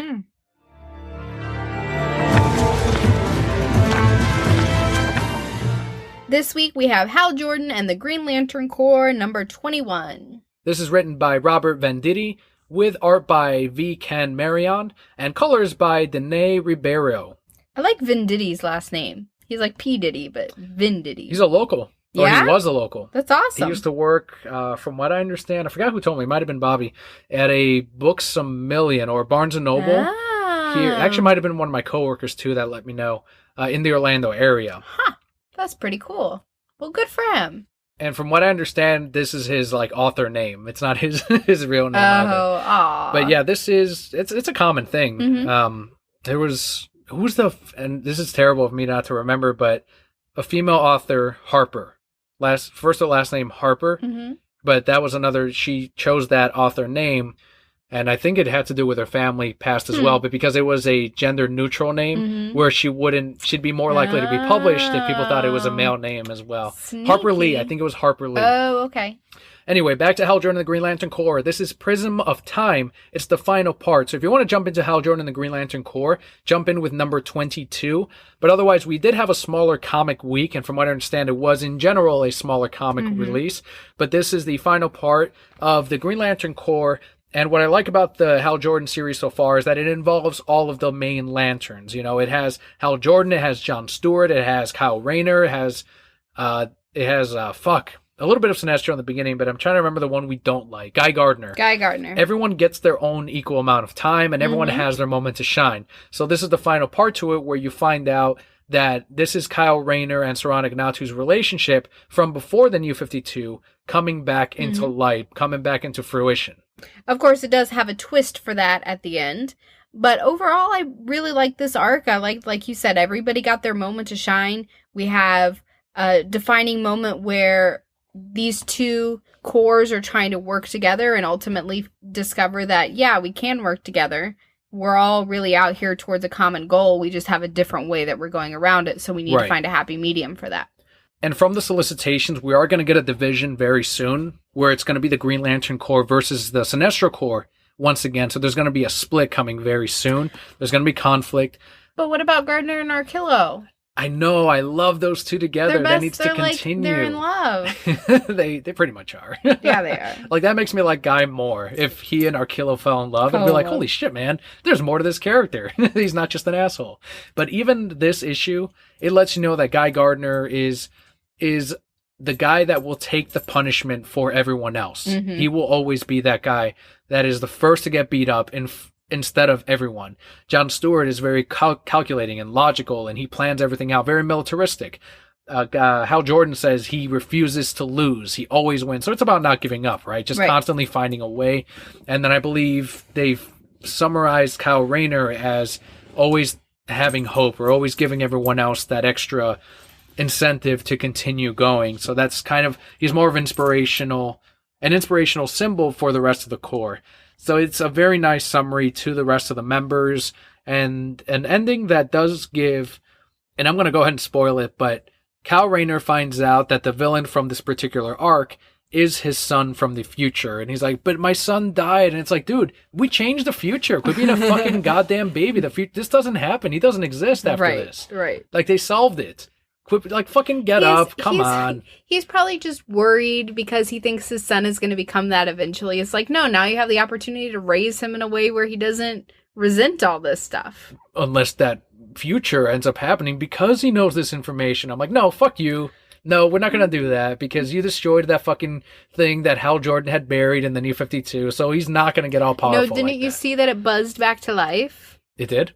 Yeah, you didn't notice that? No, I guess I missed that. Oh, man. He puts in a thing and he locks up and he's like, and now you're never getting out. And then he steps away and then it lights up again and it buzzes.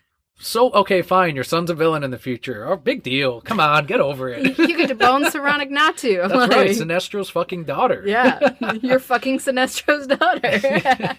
Sinestro is your, what do they call it? Your father-in-law, Father-in-law. Right? That's amazing. That's incredible. When he shows up with his little finger later in life. That's right. Yes. He's Talk about all those pages he burned. Would Sinestro be a good grandfather, do you think? Hell yeah. He'd be a great grandfather, I think. So serious, and telling them all about the Green Lantern Corps, but he would not tell them about his adventures, because those pages were burned long ago. Burned, yes. Look at my little Sinestro finger. Even his hand was like kind of burned, wasn't it? Yeah. He had scars or something. Probably, I don't burned remember. It himself. Because he's the bookkeeper, and he's like, no, they're not going to know about what a great hero and guy and character I was. I'm like, that makes you more amazing, Sinestro. You're so cool. You're so fucking cool, and I can't wait for him to return in the Hal Jordan book. But that is the definitive Green Lantern book, and that is our comic book highlight for the week. Moving on forward, it is going to be our review for Disney's latest Pirates of the Caribbean Dead Men Tell No Tales. If you are planning on seeing the latest Pirates and don't want it spoiled for you, this is where we leave off, and we thank you for tuning in for the podcasting and tuning in this week, and also for interacting and telling a friend about the show. Huge thanks, and we'll see you next week for episode number 247. But if you are here for the full spoiler review, especially coming from someone who was very much a fan of the previous movies, then stick around because you're in for a treat. I saw her ankles. You'd have seen a lot more if you kept your cake holes shut. So Pirates 5 is directed by Joachim Ronning and Espen Sandberg, who both did Kon-Tiki. What is Kon-Tiki? It's a film. Okay. That's all I know about it. You know as much as Darth Revan. That's correct. Maybe Darth Revan was in that. I don't know. So it's starring Johnny Depp, who is in Edward Scissorhands, Jeffrey Rush from The King's Speech, and Javier Bardem from No Country for Old Men. Couple of stats here for you. First off, as of May 29th, the film has brought in a worldwide total of $326.3 million. And its budget was, including counting the marketing costs, $400 million. It's pretty close. Yes, if a film can break even during theatrical release, it is considered a success, because then you make the rest of the money from cable and streaming deals and DVD and Blu-ray. All of that is gravy at that point. So yes, there is going to be a Pirate 6. So there's a few things that we're going to cover in this review. We're going to start out with the story. We're going to talk about the acting and directing and the special effects. All 4 of those things will determine our final score at the very end. And typical with our movie reviews, we do it out of 5 something. So in this case, theming it up with Dead Men Tell No Tales, we both agreed on 5 bottles of rum. Yes, 5 bottles of rum. You sounded like a pirate, I guess. It's from the ride. You don't remember when you're riding the Rhine? I don't. And the one guy goes, something bottles of rum. Oh no, he's asking, it's the We Wants the Redhead scene, remember? Yes. And he's selling the lady, and he's like, can I hear 5 something? And the guy goes, 5 bottles of rum. That may not be the right, number, but that's how he says it. And then all the guys that are like, yeah, bottles of rum. Do you sell her by the pound? That's my favorite when it's the bigger girl. And I'm like, this is all sexist. And there's a bunch of alcoholics here. And he's like, show her your starboard side. Yes. That ride would not have made it to be built. Like right now, today? No, absolutely. And so far, they haven't changed that dialogue yet. Can I tell you that's still one of my favorite rides, though? It's a great ride. Great fucking ride. I love it. But yeah, back to the movie review. I mean, it's based on the fucking ride, so it relates. Yeah. The 5th movie, Pirates of the Caribbean, the story is what we're going to cover first. So this almost ignores the last film with Jack Sparrow and Blackbeard, although it does keep the bit about the Black Pearl being caught in this small bottle. So that's straight. It does take place right after Pirates 4. But it starts off with the Will Turner's son, who is determined to free his dad from the curse of forever being what Davy Jones was, and that is the captain of the Flying Dutchman, which shows up every how many years, you said? Every 10 years? Every 10 years he's allowed to go on land. So he used his one day to impregnate Elizabeth Swann. That's amazing fucking genes right there. They only had one day and boom, hit their target. I could have done that. Thank you. And you did. Here we go. So, yes, every 10 years he's allowed to show up. So it takes place, I believe, when his kid is 7 or 8. Is the what first, it says. Yes, because he's got this little map and he ties rocks to his feet and jumps off his little dinghy and ends up on his dad's boat. Good for him. I guess he would have had to have been 10 if he impregnated, and then 10 years later, the kid would have had to have been 10 then. Well, no, because he didn't go to land with his kid. He just showed up? He I see what you're saying. underneath the kid, jumped down there. So you can actually see him more times than... He could, but it was dangerous for him to be on the boat, remember? Okay, yeah. He showed up and then they're all like, blah, and his dad's like, they're here, get out of here. Okay. You dumb kid. So, yes, jump down there. He put 7 or 8, because he has that little thing where it shows the years, remember? And he's crossing them off. And it was like year 8, I think it was. Yeah, what he was something on. like that. And Will's like, you can't ever break the curse. I'll just be here forever. Look at these barnacles on my face. And then he takes off his necklace and he gives it to his kid. And his kid vows right there to break the curse so his dad can be a part of his life again. Flashes forward into the future, and he is still trying to do that, but he now knows, from what I remember, the legend of the trident. Trident of Poseidon. Correct, which is said to be the answer to breaking the curse of his father. That's all he knows at that point. Is this, he needs this to free his dad from that curse.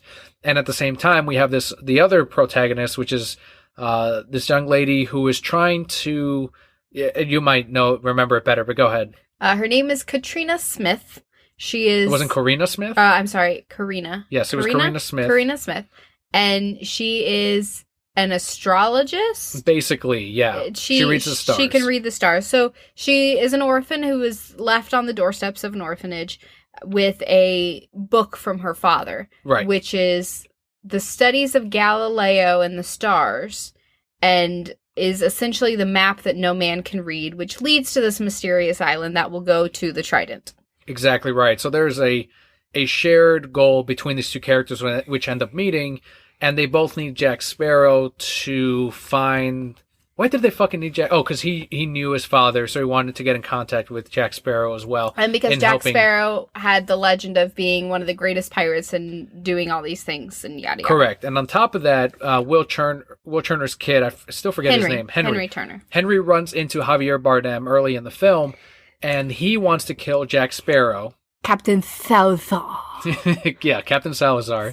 No, Salazar. He wants to kill Jack Sparrow for tricking him years ago for getting him killed. getting him into the Devil's Triangle. So it's a very basic revenge story, and I feel like Javier Bardem there's not much there for his character as far as a villain. We're just talking about the story. Yeah, we're just talking about the story for now. All right.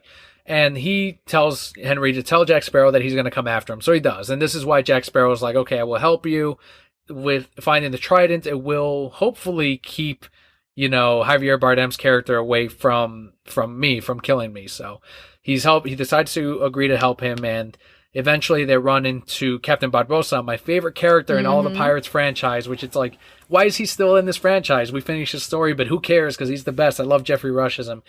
And he runs into Javier Bardem as well after Jack drunkenly gives up the compass that tells you what you want the most of in the world, what your treasure is. And because he gave this up, it opened up the Devil's Triangle and released him from the Devil's Triangle. So he is now sailing, still as a cursed pirate, still as the dead, and is going to find Jack Sparrow. And when he runs into Barbosa, he agrees to help Javier Bardem in finding Jack Sparrow in exchange for letting him live, basically, and letting him rule the seas. Yeah, so what happens is Barbosa at this point is a super pirate king. He's got 10 ships or something ridiculous. Extremely fucking rich. He's the greatest pirate in the world. And Javier Bardem is going around destroying all these ships with his weird ghost ship that has ribs and crushes people with his ribs. So Barbosa pretty much realizes, look, if I want to get all my gold back that was on those ships and I want to not die, then I need to form an alliance with this guy. So he shows up and he's like, do we have an accord? and he's got this compass and he's like, you'll have him on the morrow or you can kill me, blah, blah, blah, something.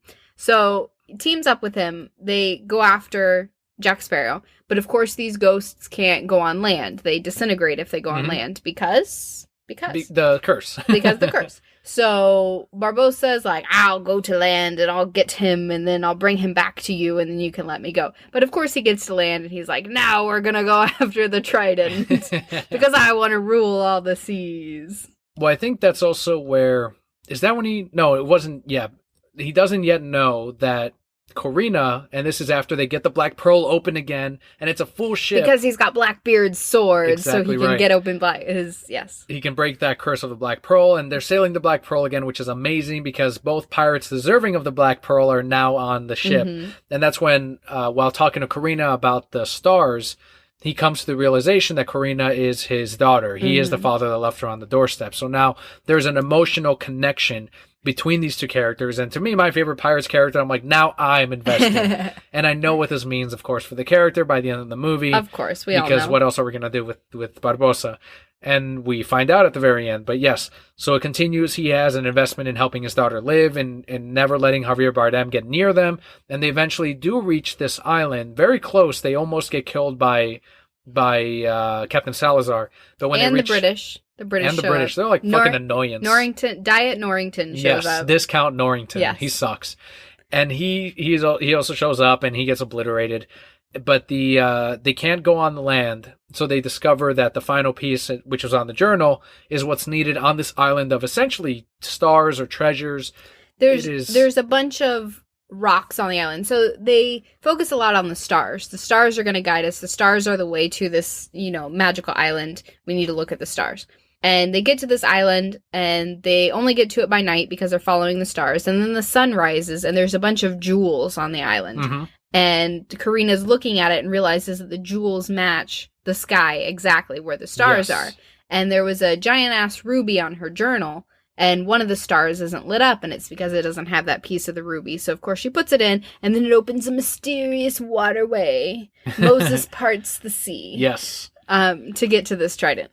And that's exactly where it leads them. Like, right down, they walk a couple feet, and there's a trident. And, of course, that's when Captain Salazar comes in and is able to... I guess it doesn't count as land, even though there's no water around them. No, he possessed Henry. Oh, that's right. That's right. So he stole Henry at one point, and Karina's like, we need Henry. And they're like, we need the trident to save Henry. And they're like, yeah, you're right. So Salazar possesses Henry and then gets his hand on the trident as Henry and then is able to separate from him and be Spooky Salazar again. Correct. So there's a weaker sword fight between Jack and Captain Salazar, and Barbosa's down. He's up in Black Pearl, and he throws down the fucking the the anchor down to try to save them. But in the middle of that fight, Henry and Karina figure out that, based on the journal and what the journal said, that breaking the trident will break all curses of the ocean. In the ocean. So he ends up taking a sword and boom, breaks it right before he's able to kill Jack Sparrow. So Salazar is now human along with the rest of the crew. And because of this, the ocean starts to fill up again. It's broken the curse. The trident is no longer there to, I guess, hold up the magic that was holding it together. It's not really explained, but it's fantasy, so I guess you just let it go.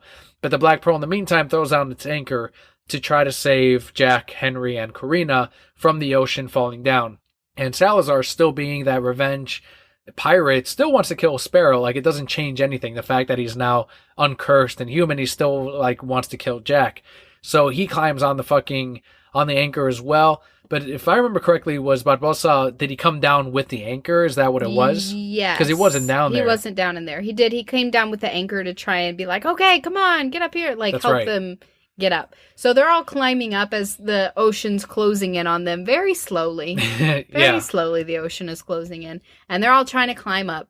And, of course, Salazar jumps onto. He runs very fast through coral. Yes, he does. I was proud of him. He ran I was like, let him live. He earned his keep. So he jumps on there with a couple other guys. And, there's this epic struggle.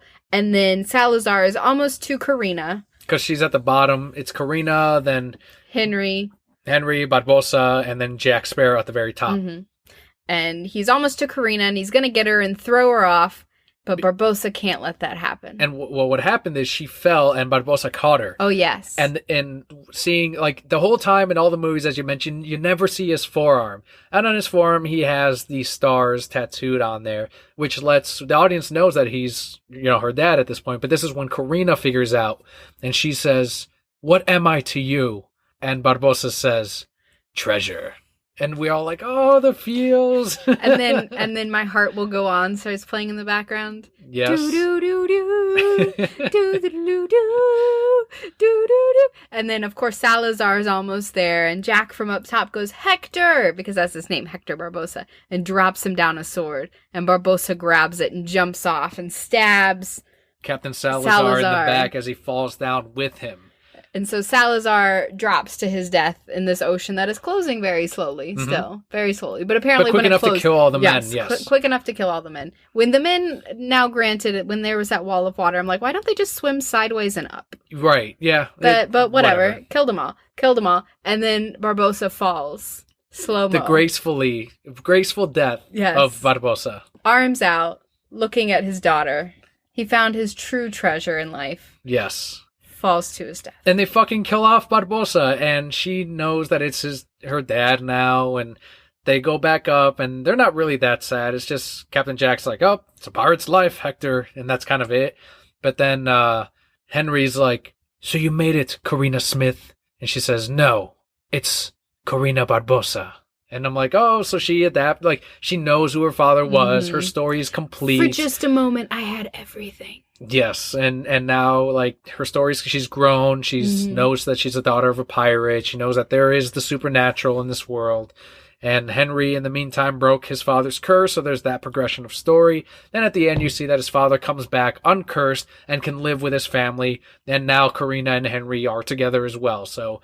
And Jack has his boat and his crew back. Correct, so he has the Black Pearl again, and he has a full crew. He also inherited Barbosa's crew as well, so he's got an even bigger crew than ever before, so he's now, I guess, a good pirate again, although he's kind of a shitty pirate anyway, so it may end up going worse for him in the end. There you go.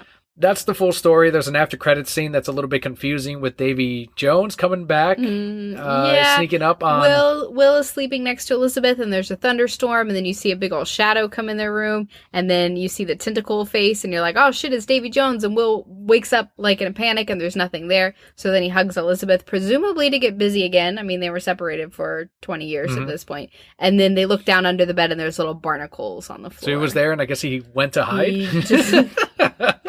I don't know. It's a silly nightmare sequence, but I'm like, who cares about Davy Jones? I mean, you're the bigger Pirates fan. It's like, do you want to see Davy Jones back again? He wasn't a particularly good villain. The whole point of that was so that the creators left it open-ended.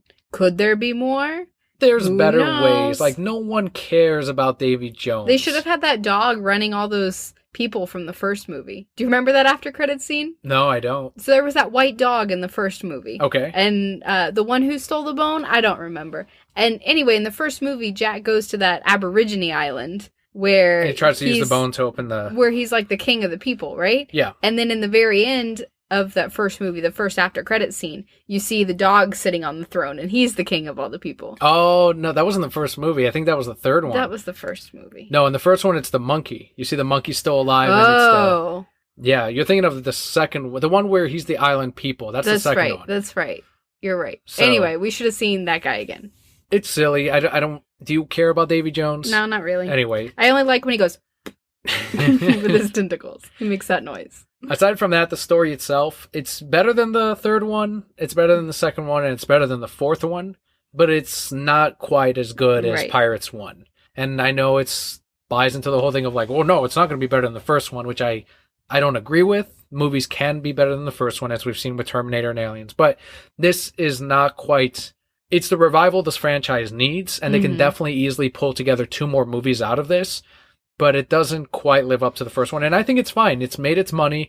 It's still it's still a fun Pirates movie. It's still a good Pirates movie, and we got to see closure for a lot of the characters, and they connected them to the original characters, which I think is what Pirates 4 was lacking. Right. They tried to give us this like priest guy that no one gave a shit about with his this mermaid lover. fucking thing, and then they gave us a shit ton of Can Jack I tell Sparrow. you, that's all I remember from that movie is the priest and the mermaid. Exactly. Blackbeard, who cares? There was a lot of Jack Sparrow. I remember us thinking that. This actually makes Jack a backseat character again, which I think was very important, and that's where he excels the most. But that's what gets us into the next category, acting and directing.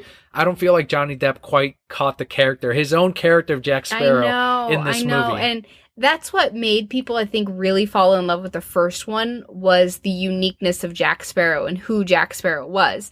And this feels like all of Johnny Depp's characters put together. Like, he didn't really know who to be. Right, that's a perfect summary. Yeah, and I don't think they handled Jack Sparrow very well either. There was a lot of opportunity. We have this great flashback scene where Salazar is talking about why he hates... I'm sorry, Salazar is talking about why... Spaniard. He is Spaniard. Talking about why he hates Jack Sparrow so much. And we see a young Jack Sparrow essentially do what 5 other pirate ships can't. Salazar has destroyed the entire pirates in all the ocean except for this one ship that Jack Sparrow's on, and they're almost dead. And Jack Sparrow's like, no, this is what we're going to do. And he's young. They use CG, and they CG him and make him very young. They pull a Tony Stark from the event, the Civil War. Yes. And it looks terrible. Yeah. Looks terrible. Anyway, and he turns the boat around, which is what gets Salazar killed. And that's where his name Jack Sparrow comes from. That's where he becomes a pirate captain, gets all these things that we see through him. You know, we see what an amazing pirate he is.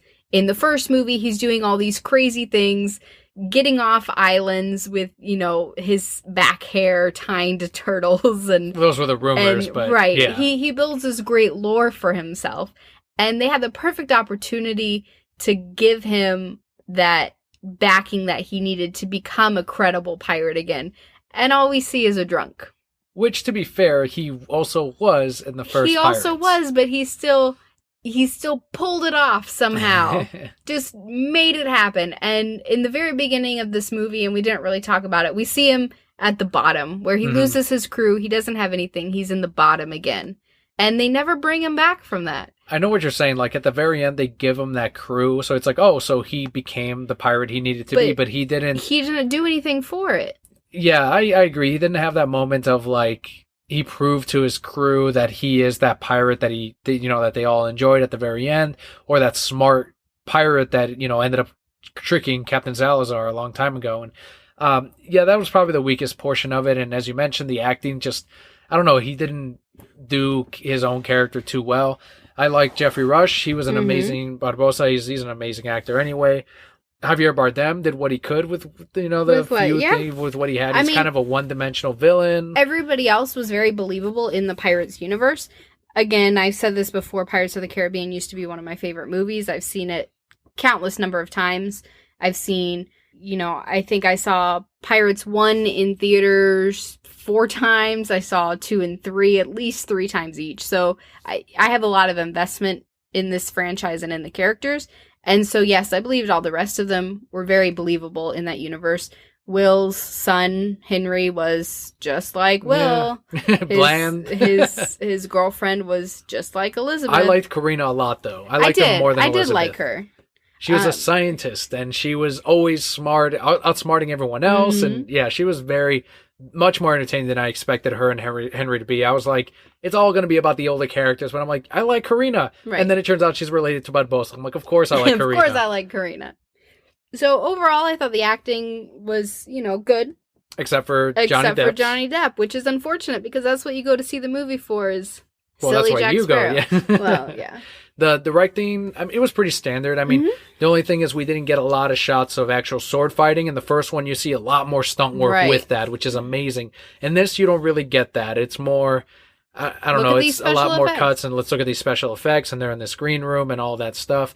I think the best shot and the most memorable one that I remember, there are two. There's one where Jack is holding his bottled ship up against the horizon, or he puts it up against the horizon, and I think I was like, oh, that's really cool. He wants that ship to be, he wants that life again, what he used to be. I thought that was a nice little powerful shot. It spoke a lot about Jack Sparrow. The other thing too is when you're looking at the island of stars, which represents the sky, and it cuts into it, and it looks like you're looking at the universe, and then you see the characters walking on it. That was so cool. Beautiful, beautiful shot, and I'm like, hold on that longer. Like, that is gorgeous. Just make that the whole movie. I love that special effect. It was beautiful. So aside from those couple of things, it's an action movie. They didn't do anything overly creative aside from those couple of things. It's whatever, it's an action movie. You're not going to, even the other Pirates movies, aside from the choreography that we got, which I would have liked more of, that's really what shines, in those movies. And in this case, we didn't get too much of that, but it is what it is. And this is why it falls a little bit shorter of the first movie. Moving on to the final category, the special effects that we talked about. There is a lot of green screen. A lot. The special effects of the dead pirates. I mean, I don't know. It just doesn't. They're not very creative. I didn't like the way his hair flowed. Right. Every time he moved. And that was the thing. I get why they did that. So he was killed. He fell into the water and essentially got possessed so that he lived forever. So his hair is representing him dying in the water. Sure. That's why it's always flowing. But when he became a human and didn't have that, I thought he was much more intimidating than when he had black stuff leaking out of his mouth and crackly skin and half his head missing, and you had just a pirate that was just a foot. Yeah. Or a pirate that was just a hand because they got blown up or something. And that was all that was left of them. I see where they were trying to be intimidating, but I felt like the pirates from the first movie were scarier because they looked human, and then you stabbed them and they didn't die, and then you're like, oh. And then they stepped into the moonlight, and it's a goddamn skeleton. Yeah, that was way cooler and way more intimidating to me than here's this torso of a pirate that's just floating around, and you got to believe it's dead. Yeah, I mean, all right, it's the special effects weren't the greatest. The ocean parting, they could have done way more with that too. Right. It would have been really cool to see like more marine life, as they were walking through it. That would have been really neat. And yeah, the other thing is tons of green screen. You're going to see that. And that's the way these movies are going to be moving forward. So I think it's just a matter of accepting that. I did like that the ships, for the most part, still looked like the actors were on a ship. And if they built that set, great. If they didn't, even better, because I couldn't tell the difference. It did look like they were actually on the Flying Dutchman or on the Black Pearl. The Black Pearl is a legit ship. There's no reason they can't actually film on the Black Pearl. It showed up in Miami a while ago, and I wish I had gone. Very nice. Very nice. But it is a real ship that they sail around and just sail it around. Yeah, and the makeup effects were also good for when they weren't using the CG. Jack Sparrow did, for the most part, look like Jack Sparrow. Obviously it's an older Johnny Depp, but the costuming was exactly like what you saw in the older movies. So that crew is definitely on point as far as all the makeup and that portion of the special effects. So overall, let's go ahead and look at everything and give it a final score. Story, acting, directing, and special effects. Are you going to go first out of 5 bottles of rum? Or I always go first. Okay, go for it. No, you go first. Okay, I got it. First. I'm going to give this I almost gave it 2.5 bottles of rum, 3 bottles of rum for the actually doing more with Captain Barbossa than in the previous ones. I am going to give it 3.25 bottles of rum. Not quite 3.5, 3.25. There were some things that I think were left very unexplained, like Davy Jones? Davy Jones. Jack Sparrow and his compass. All he gets is, use this compass, don't betray it. And then, why is it the key to letting Salazar free? Because. There were things that didn't quite make sense to me when she was talking about sailing towards an island that nobody can see, and they're like, it's impossible. And I'm like, 2 movies ago, you guys were flipping your ship to get to an alternate reality. What are you guys talking about? That's true. Barbossa's come back from the dead before. Why is he confused by some of these things? Yeah. She talks this whole time science, science, science, but then is believing in this magic trident. Little things. Yeah, that's another thing. Yeah. Little things like that just didn't quite sit well for me. I see what they were trying to do, and I thought that they created a nice addition to the Pirates franchise. Like you said, it's a Pirates movie. It's what we expected from a Pirates movie. There were things that were great funny moments that we got that I weren't expecting, like when she said she was a horologist, and we had to go on about that for forever. And Jack the Monkey was amazing. Yes, I love Jack the Monkey. Jack the Monkey is always great. Now he doesn't have Hector anymore, though. I know, it's a sad monkey. But he's back with Jack. Hopefully Jack and Jack can be friends. Yes, hopefully, because Jack is kind of scared of Jack. So. It's a great entry into the Pirates franchise. I will say I'm in for the 6th one. Better than 2 and 3. Mm-hmm. I will say that I was very proud of them for when Will came back. They had that meeting with Elizabeth too, because I think if they hadn't given us that, fans would have been like, "Oh, what the hell?" Because that's what I wanted to see in the end when she came back, or when he came back. You see her running, and they have that reunion moment of, this is the man that she's loved for forever. Yeah, he's been at sea for 20 years, and she still only has 1 kid, so good for her. So there you go, Brokettes, our review of Dead Men Tell No Tales. It's doing very well in the box office, and as I mentioned, if you like 2 and 3, I think you will especially like Dead Men Tell No Tales. I think it is a way more solid movie than those other 2, simply because those did leave on a cliffhanger and overall weren't the greatest of stories, but this one does deliver more on a solid and consistent standpoint. I haven't heard from anybody so far that they didn't like the movie. I've heard from a lot of people, they said, if this has to be the ending to Pirates, this is the ending that we want to see. Yeah. Not what the last movie gave us. And it seems like the next one will set up for Will and Elizabeth to return, at least in some part, along with Jack Sparrow and probably with Henry and Karina. We shall see. Can they just redeem Jack, please? Maybe they will. And then, can I say another complaint I had with this movie? Here's another one. Overall, I liked it, guys. You scored it higher than I did. I had some complaints. So, Barbossa at one point goes and meets with this witch, who's an actual witch, who came from someplace? Wherever. His past. Wherever. And she talks about how she cursed all his enemies, which would explain Jack Sparrow's bad luck that he's had recently. Correct. But that's never resolved either. Right. Did he get his luck back? Now that Barbossa's dead, does that nullify her curse thing? Jack never redeemed himself, and that just makes me so angry because there was so much opportunity for it.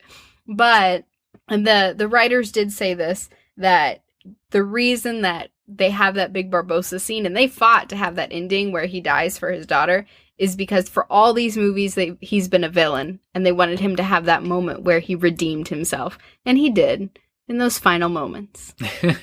Yeah, and it still sucks that he died, and I wanted the post-credit scene to be like him popping up from the ocean or something, or like Will has him on the Dutchman. That was the thing that you had said, yeah. Like he can be saved by the Dutchman, and that would have been an incredible fucking scene if, like, after the credits you see a shot of the ocean, boom, like you just see the ocean, very still ocean, and then bubbles, and then whoosh, and the fucking giant Dutchman flies up from it, and it's them uncursed again, but on it is Barbossa, like hanging from it, or he's on the deck, and that would have been a really nice. But what can you do with Barbossa at this point? Or Will comes over the hill, and they're like, "Oh, my dad," and then Barbossa comes over after him. Oh, and my dad, yes. Our two dads. Bobby actually said, he joked that they should call it Father's Day. Though that will be a good commercial for when Father's Day does come around. Like, this is actually a really good Father's Day movie. Yeah. The new Pirates movie. It's very sweet. There you go. That's the review, everyone. Let us know what you thought of Dead Men Tell No Tales on Twitter at Reasons I'm Broke, at Palpa Kelli, Facebook.com/The Reasons I'm Broke. And a huge thanks for everyone on joining us for this week's episode of the Reasons I'm Broke podcast. Huge thanks to all of the Patreon backers that we gained during May. And that does let us get a little bit closer to goal number 3, which will put us at an even cost for the podcast for uploading the show. And, you know what we haven't done yet? The winners for our Patreon contest. Yes. Do we want to do that now? Let's do that right now. I've got the randomizer. Do we think they're still listening? Well, if they didn't, then yeah, I'm still going to contact the winners, but they could find out right now. Oh. So I've got the randomizer already set. All right. 1 through 8. Randomizer. Which represents each of the Patreon winners. Do you want to pull up you have the Patreon list right there. Yeah, so yeah. you have. I got it. You want to give them. Should we assign the numbers now so that they know as we call them who wins? The copy of The Mighty Thor Volume 1 and A Dark Knight by Paul Dini, both Breisner Award-winning books for our Patreon backers. And here are the winners. Do you want to assign the numbers now? Sure. So number 1 will be Alexander. Number 2, Lourdes and Katie. 3 goes to Bobby. 4 is Neil. 5 is John. 6 is Brian. 7 is Christian. And 8 is Christopher. Awesome. So here we go. I got 1 through 8. That is 8, right? You counted 8. Mm-hmm. So we are going to go ahead and randomize the first winner. So this person will win. What are they going to win, Kelly? Mighty Thor or Paul Dini's A Dark Knight? Mighty Thor. Mighty Thor. Okay, so Mighty Thor randomizer goes 6. Who is 6? Brian. Brian, congratulations to Brian, winner number 6 of, what'd you say, Mighty Thor Volume 1. So the next randomizer for Paul Dini's A Dark Knight, another Breisner Award winner, randomized goes to 3. Bobby. Bobby and Brian for our 2 winners of the Mighty Thor and A Dark Knight, both Breisner Award winners. And I'm screenshotting the randomizer now. I will put that out on Twitter. And they'll be confused, like, what's 3 and 6 mean? But you will know as soon as or in this case, 6 and 3, on what that means for the winners. So congratulations, and a huge thanks to all of our Patreon backers for winning the 2 novels for, again, A Dark Knight and Mighty Thor Volume 1.